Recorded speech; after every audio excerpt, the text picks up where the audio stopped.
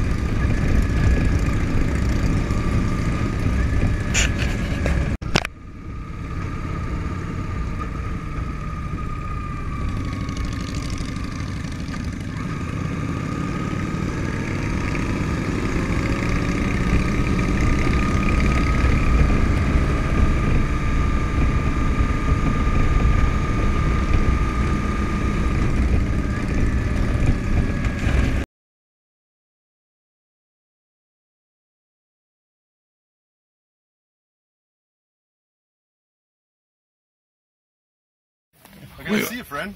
Huh? Good to see you. It's good to see you. Been a while.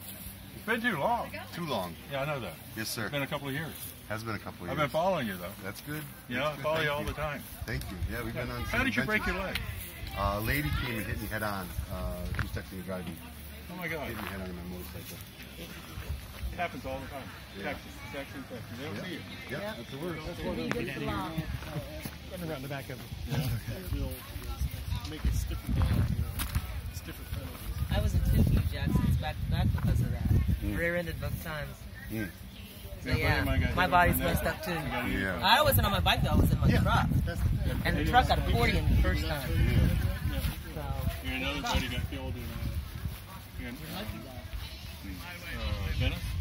In a way. And he got the 85-year-old guy, shouldn't have been driving.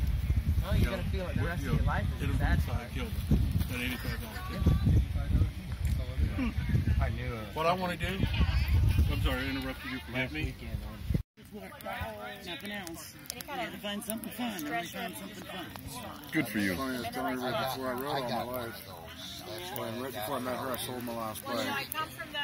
And we got together. And she had 2 young kids. I had one. Way to go, All the man. kids moved out. We kept saying, "Oh, we're gonna do this. We're gonna do that." We were at a buddy of mine's house for a party one night.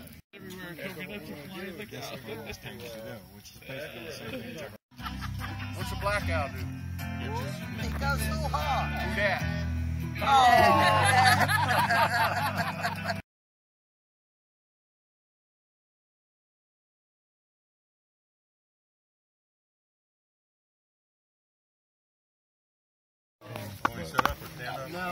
You know, I like promoters. Before you get up, let me know. I'm just Hey, Stevie, just stick it in the shirt pocket right there, brother. Unless It'll make the pocket. I got money in there. Can I just lay on the ground? yeah, you can set it on the ground. I didn't find out about this. Neither did I. We can get a piece of Neither wood did and I. lay it on if you want to get wet. It was horrible. Grab a piece of wood, Dave, please. Oh, there, we got a box. We got a box. That's okay, Dave. I assume somebody's going to ask me questions, right? Should I clap him? A lot of stories I'm not sure I should tell. Some stories I won't tell.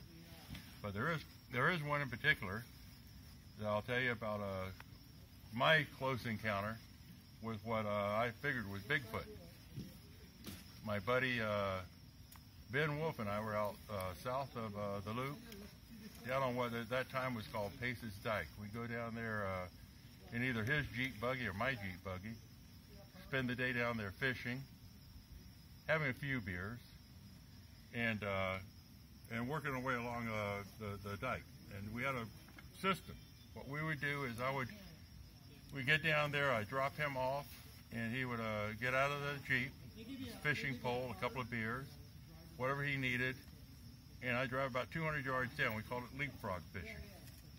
And he would, Ben would fish down about 200 yards. When I got down to 200 yards, I got out of the Jeep and I started walking. So when he got to the Jeep, he'd get in the Jeep, put his fish in there, get himself another beer, and drive on down and pick me up. And we do this, it was about 200 yards each time, where we could fish the whole area. We worked our way down. It was in the afternoon, early afternoon, so we hadn't been drinking very much. And I'm up in front of Ben. Ben's coming up to the Jeep. I'm a ways ahead. He comes pulling up, and as I get up there, I see this footprint. Now, Pace's Dyke was a guy who had bought 5,500 acres and was digging a canal around it. Got shut down by the government, but that's another whole story. And the dike was a mound of sand on one side, or dirt and rock where they dug it. It was a narrow canal. There was places where somebody a lot younger than me could run and actually jump over it. And every so often there was a culvert where you get up on the other side, but it was all grown over, so you couldn't drive it. And as I'm moving along there in a soft area, not super wet, but just soft, where you're making footprints, I come up on a footprint, and I just froze in my tracks. And I'm looking at this footprint, and I'm looking all around, because this footprint was huge. And I took my boots, I had on rubber boots, and put those rubber boots size 13. And that footprint was still sticking out on both sides of both ends of my rubber boot and the sides. And I'm scratching my head and looking at this. I backed up, not to make any new prints, walked back a little bit to look and see, and there was a little place where it looked like something was running, dug in, like somebody doing a long jump. Dug in, put the next foot down, and jumped over that little canal, ditch thing. And I thought, nah, this isn't possible. I laid my gear down so I could find it, walked down maybe 30, 40 yards where there's a culvert, and came back up and worked my way back down to where I could see my fishing pole, so I knew I was right in line where whatever this was that jumped. And couldn't really find anything. There were some limbs broken. It was very rocky, so there were no more footprints. And by then, Ben had gotten down to where I laid my stuff down. He was sitting there waiting on me. I came back around and was talking to him as I was coming back around off the dike, off the culvert, telling him what I saw. He got out. He was looking for his camera. There's one time he and I were down there, we didn't have that stupid Polaroid camera that he carried constantly, taking pictures of every fish we caught, things like that. We both sat there, and the one thing that we both noticed the most was the smell. And it was a smell that I'd never smelled before or since. It was worse than a skunk. And probably one of the reasons they call it the skunk ache. And as the day wore on, we finally just decided to load up, and we're both a little bit shaken. That's Lucky Cole. That is Lucky Cole right good, there. Dude. That's great. Yeah, buddy. We got it on one take?